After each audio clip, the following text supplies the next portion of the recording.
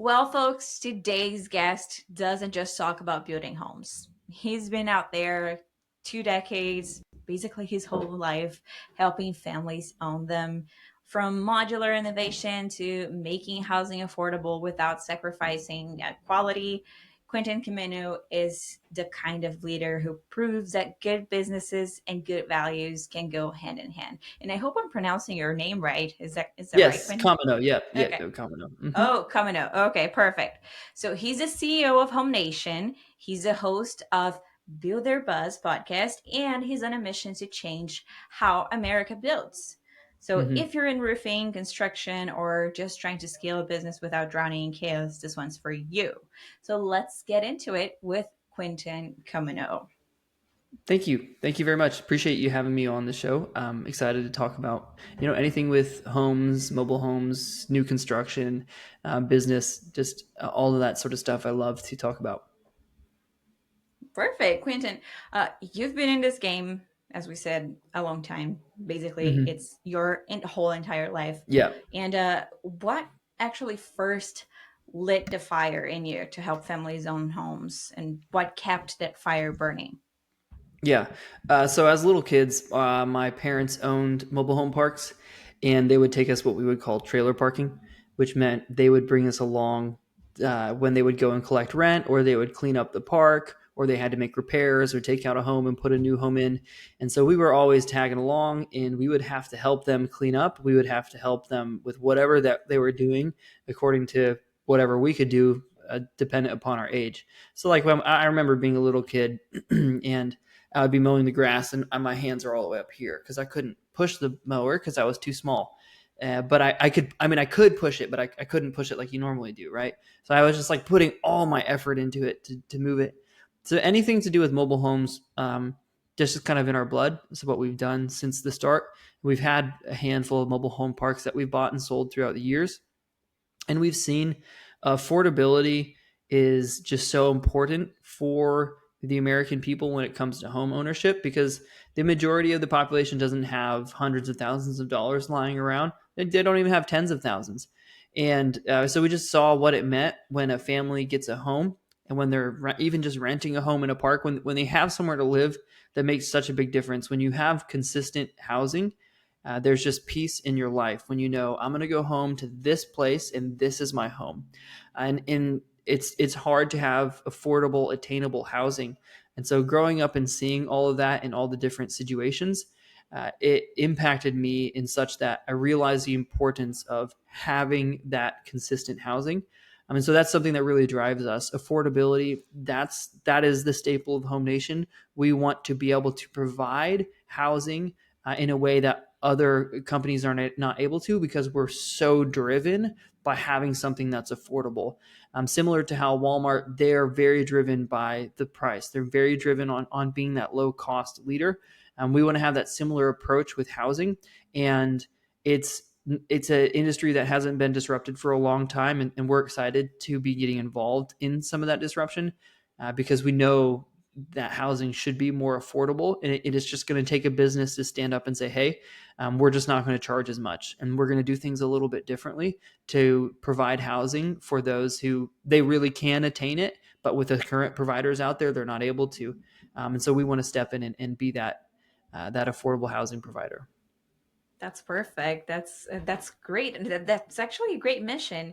And you were mentioning that you have been doing that with your family since you guys, like since you were Mm-hmm. little. Is there a specific moment that like you remember about it? I know like I'm going a little bit different from the Yeah. script, but I mean I have to ask that. Is there a specific moment that you remember like wow this actually marked like my memory? This has actually stuck with me.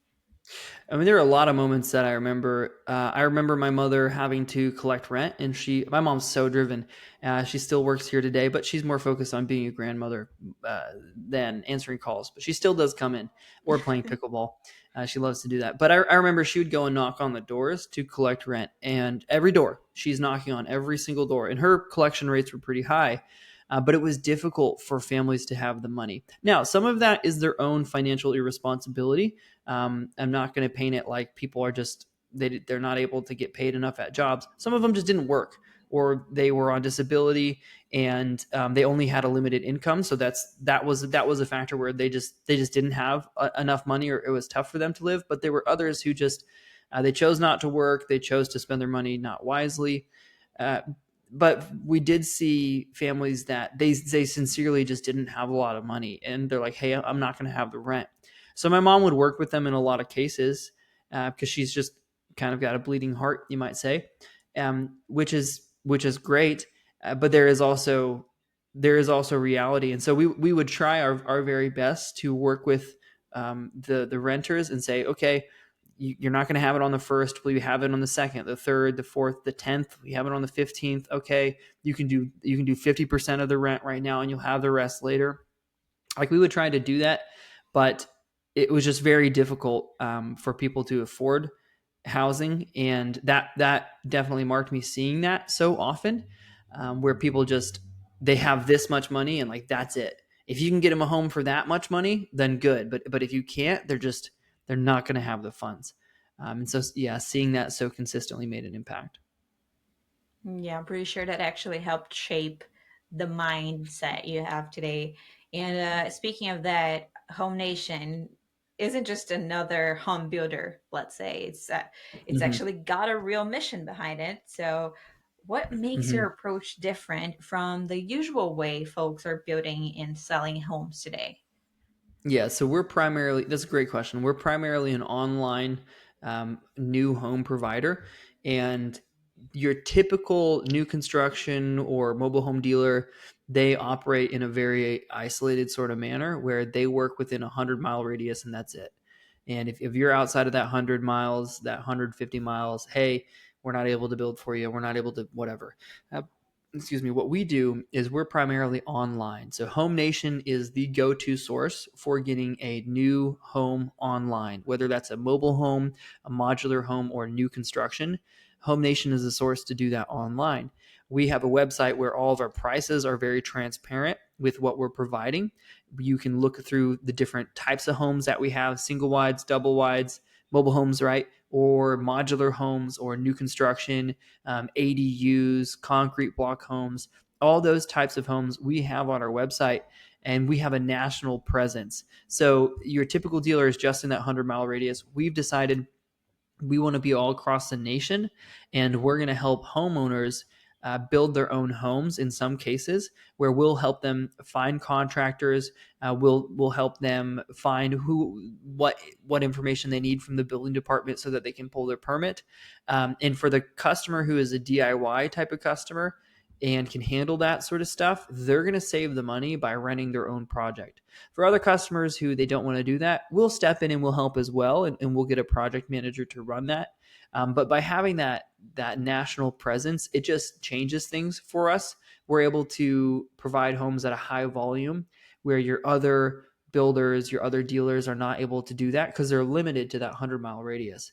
That's not the case with us. And so, because we're able to do such a high volume, I don't need to have a big markup.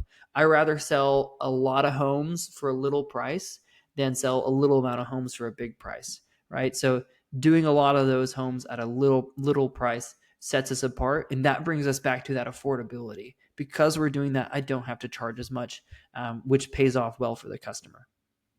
Perfect. And that kind of disruption takes courage, especially when Hmm. scaling like nationwide. So, Yeah. yeah, I mean, that takes us to the next question that I have for you, which is scaling a business across the country ain't Hmm. for like the faint of heart. Yeah. So, what's one big bottleneck that nearly knocked you off track, and how did you break through it? Yeah. So, being online is difficult, and getting customers comfortable online is trusting that you're a legitimate business, making sure they understand what it is that they're purchasing. Just being able to attract someone in Michigan, the same as Missouri, the same as Montana, right? It can be kind of difficult to cover all those bases. It was very important for us. We hired a full-time developer. That was a big step for us, because we need someone who can, hey, we need to upload these homes, we need to change the way that we're showing the pricing, we need to show these photos first so that people see, okay, this is what I'm getting. and then getting someone to handle our advertising campaigns and our presence for like SEO, search engine optimization. Handling those sorts of things have been really big, because if you're not showing up in front of customers, they don't know you're there, and we believe that we're the better option.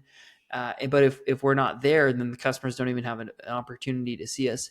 So that's been really, really big, because the internet is like the highway for us. Instead of having a lemonade stand on the side of the road where you drive by and you see it and you stop and get lemonade, our road, so to speak, is the internet. So those customers are driving by on the internet, and if we're not there, they're not going to see us. So getting a developer full time has been so helpful, because we can move in ways that other builders and dealers and such, they're not able to, because they don't have a developer. They might not even have a website for that matter.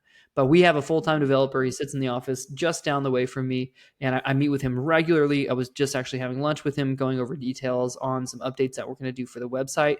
And it's just been super, super important that us being an online company, we have a full-time developer on staff to handle all components of what it means to be online. And like looking back from where you guys started, would you approach it differently knowing what you know now, especially with the internet world? Oh yeah, we would have been more aggressive going online. We were still pretty aggressive with our approach, but we should have done it quicker. We should have moved more confidently in the online world. Yeah, we should have done that in a more direct manner. We did pretty well. Hindsight's 2020, so we did well for with what we had. But I really think we could have pushed the limits there even better. Yeah, and I mean we're all learning with internet. It's something that's always changing, always moving. It's always like AI is here. So Hmm. everything is new all the time. So, but anyways, that's great. That's a great insight. So you're now rubbing elbows with industry leaders on Builder Buzz every Hmm. week. What's one trend or mindset that you've seen that roofing contractors better not ignore if they want to stay in the game? Yeah, and niching down and finding what you're good at and really sticking with it. Super, super important. Not trying to take the whole entire pie and do everything, because then you're just going to be doing circus tricks all over the place trying to keep up with everything. But if you niche down and say, this is what we're good at, this is what we're going to do, that's going to make a difference. Like, I'm not trying to get into selling RVs and selling boats and selling cars, even though I have website traffic and I have customers that buy those things on my website. I don't do that. We are doing affordable housing. That's our focus. And so, like as a roofing contractor, if you don't mess with metal roofs, then don't do metal roofs. Just do shingles. Focus on your shingle roof. Focus. If you do only new construction, then don't do re-roofs. Only do new construction. Focus on that. And that doesn't mean there isn't a place for expanding into that sort of stuff. There certainly is, but understand what you may be, how you may be limiting yourself. Because just because I can, like, let's say I can do 5 new construction roofs compared to 2 re-roofs. Okay, well, I want to take on the re-roof business because it's there. So then you start taking that on, and you think it's going well because you're getting re-roof business. But really, for every 2 re-roofs that you do, you got 5 new construction roofs that you can bang, get in there and get them done. And so just understand you might be limiting yourself if you're focusing on something that's not really your strength. That would be the biggest thing that I see when I have the different builders, contractors, and what have you on Builder Buzz. Niching down is just really what will set someone apart, because then you can not only focus on it and do a lot of it, you can be extremely good at it. You can be just absolutely the best. That's perfect. And I kind of have to ask, what what gave you the idea of actually having a podcast as well? Is it because you do like to like share new ideas with the world? I know you are Hmm. kind of a visionary. You have like something that nobody else has, and you're doing something that nobody else does. So, what Hmm. got you that idea of having the podcast as well? As we want to know what people are doing. I want to have conversations with other like-minded individuals, business owners, CEOs, and what have you, to see like, hey, how do you approach things? What sort of problems are you running into, and what's your mindset in it? And People want to hear that. People love to know what happens behind the scenes, sort of thing, and just everyday problems that need solving. And I learn a lot from it because I'm not right. Like I mess up a lot. My team knows that, and I own that. Like having extreme responsibility, that's a big core value of ours. Where we want to, hey, you know what, we should have done better at that. We messed up. That we're going to take ownership. So seeing where I could be falling short in things. Again, people love to see what we have here, what we're doing, what others are doing. They love to get that feedback. And so it's just been a great, like, raw sort of experience of being able to just get with someone, have a conversation, and just see where that leads and what you learn from it. That's great. Okay, perfect. I really love your answer because that's exactly it. Like we're always learning, and I'm a huge consumer of podcasts. And Mm-hmm. always, when I'm listening to anything, I'm looking to learn something new. Yeah. And usually, I'm doing like, let's say, I put a podcast on, and I'm doing the dishes, or I'm doing some kind of something else, and I'm like, okay, wow, that is something we learn a lot from it, and I'm pretty sure roofers do too. So Yeah. that's a great one. Okay, Excellent. well, so now Quentin, like you've been in this game basically your whole life. We know that. Now let's say a roofing contractor.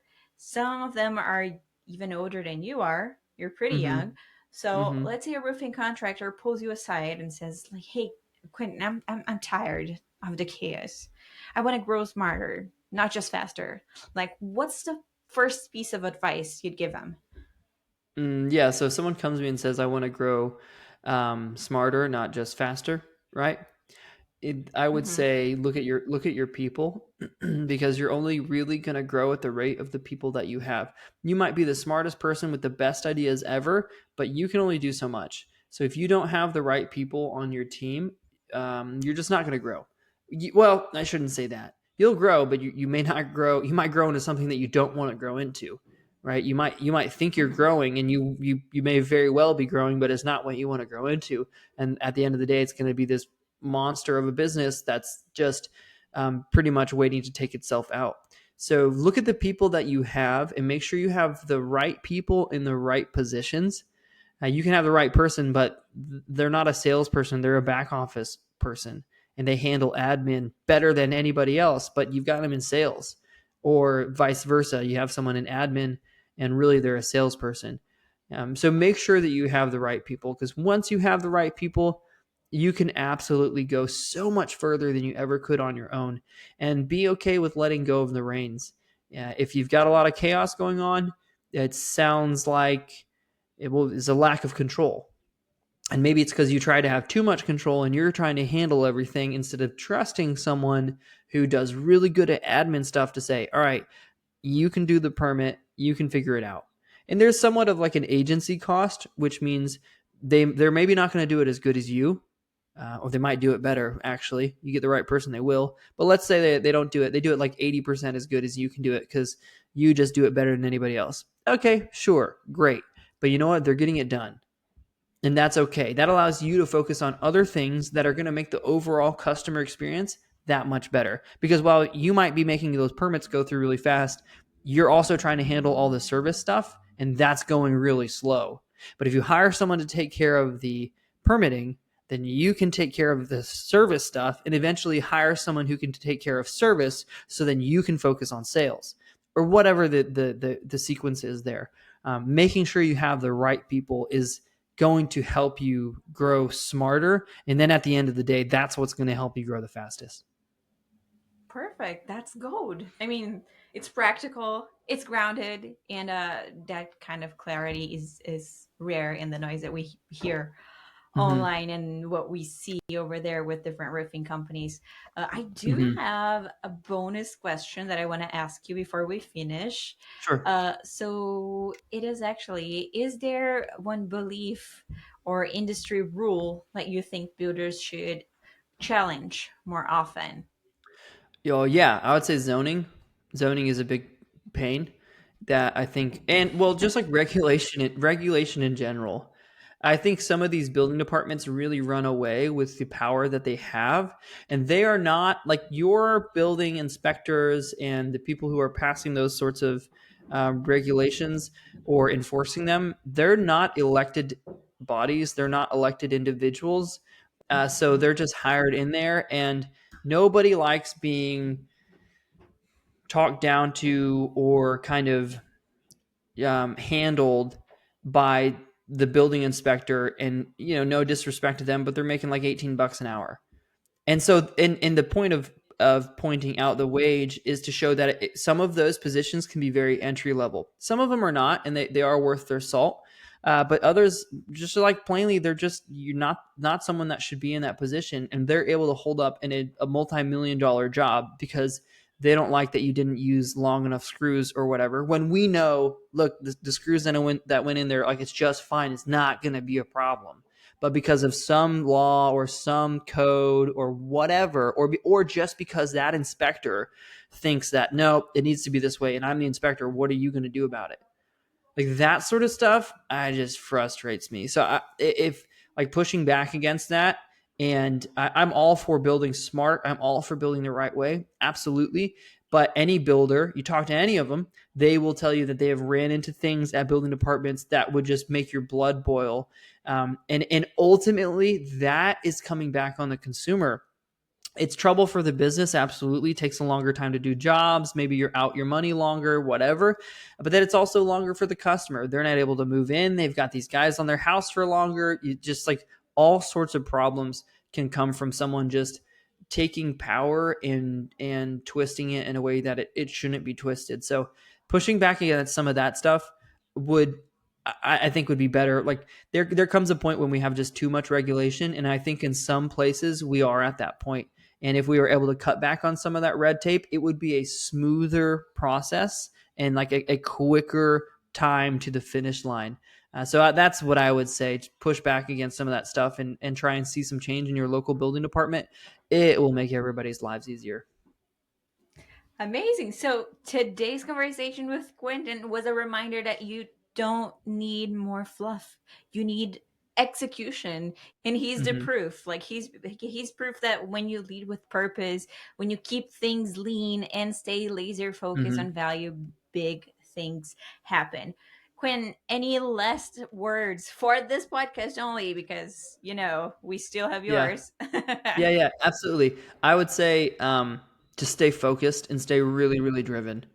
Like just it doesn't matter how many times you fail or how many times people say it's not going to work or whatever. Some people have good advice. Listen to it. Switch what you're doing. If what you're doing is dumb, stop doing it. But if you know what you're doing is right and you see a proven track record where it works, just be incredibly driven to see those results and push through a lot of that noise just to stay efficient and stay focused.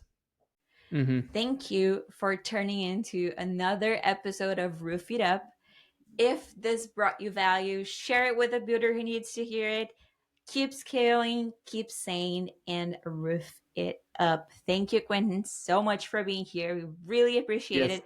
Love Thank talking you. to you. And, Mm-hmm. well, we'll see everybody next episode.